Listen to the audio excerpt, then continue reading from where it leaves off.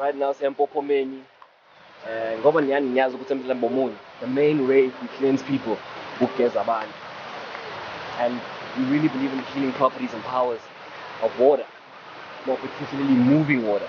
And moving water cleanses the spirit. Yes, the moving water is also a good thing spiritually. It's a great sign. So this is where we take people to cleanse spiritually. Spiritual cleansing is the most important thing. Because remember what Baba Jesus keeps saying, wena umsana. Kumele ukuthi ithungo lakhe lihlanzeke libe clean in order for izinto zakho ziphumelele emhlabeni. So come, go through and join us.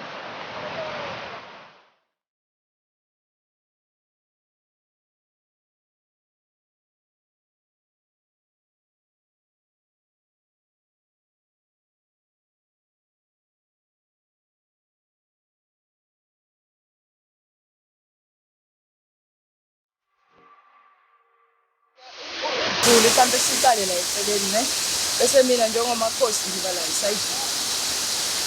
Siyanila sikhumula icathulo from the distance because le ndawo le ibizwa ngendawo engcwele leyo baba omkhulu. So esikwenzayo isikhathi esiningi ke sesiqale ngesinino.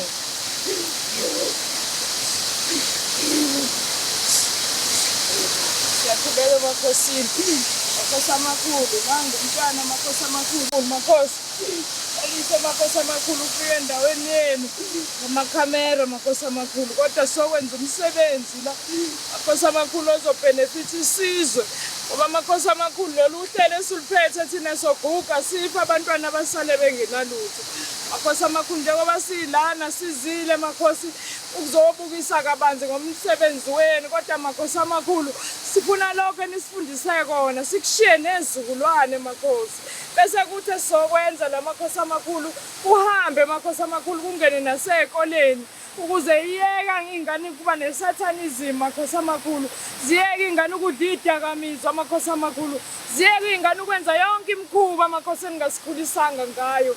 Siyabona isizwe makhosi amakhulu, sonke esikwenzayo sokwenza ngendlela yenu makhosi amakhulu. Siyakhuleka ke makhosi amakhulu, socela singeyilutho makhosi amakhulu sabantwana ukuthi lo msebenzi ozokwenzeka makhosi amakhulu sicela ube nebusiso ngoba ubhedla indaba umfana wenu makhosi amakhulu uzenzile impilo zethu sala sikhona njengangayo umfana wenu. Siyabonga makhosi amakhulu, siyakhuleka siyabonga. Sithi makhosi amakhulu sicela ibusiso nakulomndeni makhosi amakhulu, sicela bakamkhize basilikelele makhosi, basilekelele.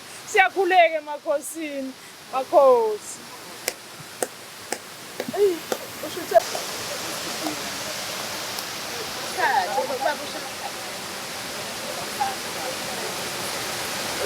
Okay.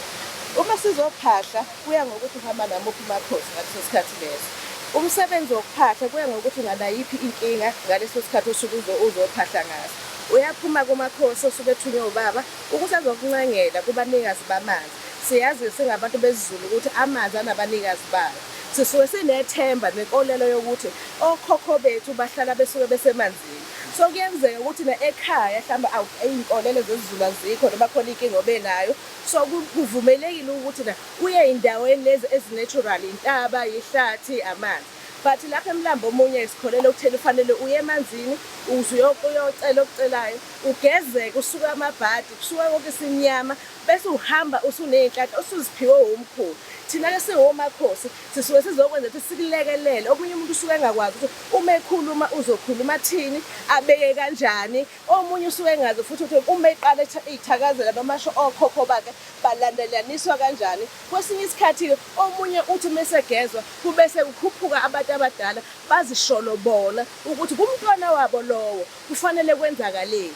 Kahle kahle uma usugezile kusekuqaqa kwakho kukuvula kwakho iminyango khona uzokwazi ukuthi uqhubeke nempilo nethongo lakho likwazi ukunamathela kuwe likhulume nawe likubonisa indlela ukuze nawe uphumelele uwumuntu nalo lithokoze ithonga lakho likugidele.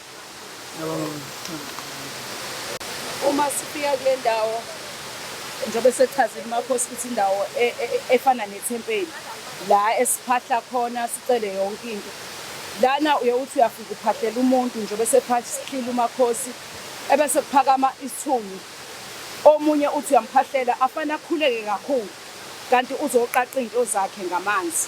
Omunye-ke kudinga ukuthi azashone lapha phasi kwempophoma angene khona izinto zakhe zigcine sey'cacekile kanti kufuneka amanzi azodilika ehle ekhanda kuyena. Omunye funa kugeze ngawo la manzi lawa agijmayo ngoba esikhathini sasendulo sasithi masishonelwa wokhokho noma kushona emndenini uma kwenziwa ihlambo kufanele wonke umndeni uhambe uyogeza emfuleni. Nawogogo abasingenayo babethi mabevuka ekuseni aqale ayogeza emfuleni. Kufana nentombi makuthiwa isey'nsukwini zayo yayiphuma ihambe iyogeza emfuleni yayingagezeli ekhaya ngoba ila kusisa khona wonke amathunzi amnyama wonke amabhadi afika asale la ahambe nakho konke. Izinto zomuntu uma esefika la ezogeza emfuleni ila ziqaqeka khona kuqaqeka yonke into noma ngabe kuboshwe kangakanani kodwa kuye kuthiwe amanzi uwona asebenza ngaphezu kwakho konke ngoba ngisho ebusuku uphuphe ungena khona emanzini ugijima khona emanzini uze uyofika phansi ekujuleni kwamanzi izinto zakho ebese uyabona ukuthi ziyaqaqeka. Maybe wawaphupha nje amanzi ngisho ungayanga emfuleni zipha into zakho ziqaqeke noma ngabe bezibopheke kanjani. Siyabonga.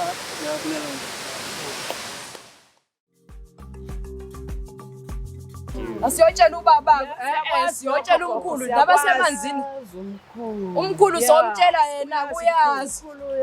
Uyazi makhulu. Qinisile kodwa sesingenile.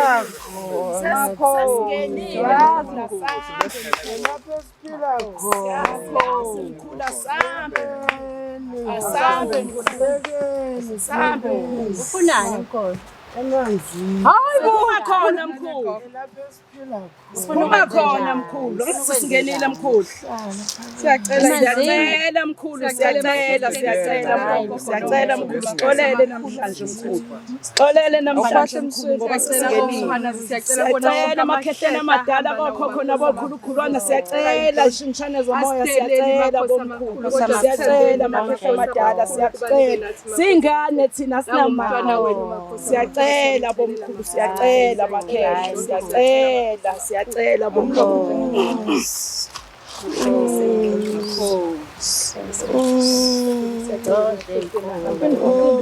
Nina bakomkhanazi bakhosa amakhulu ingezi ngolaka siyacela sabantwana kule ndlela bakhosa amakhulu.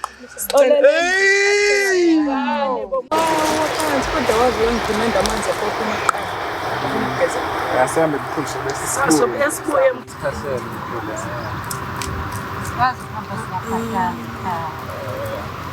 Sia, come stand behind me and take a picture of this. Ngoba sesingenile mkhulu. Sicela usixolele mkhulu. Siyoqeda umsebenzi wama-student. Ngifuna ukuthi sithunyiwe namhlanje. usangosiko olufanele. Mkhulu namhlanje ama-student. Ama-student afuna ukubona mkhulu. Ngokuqeda umsebenzi sicela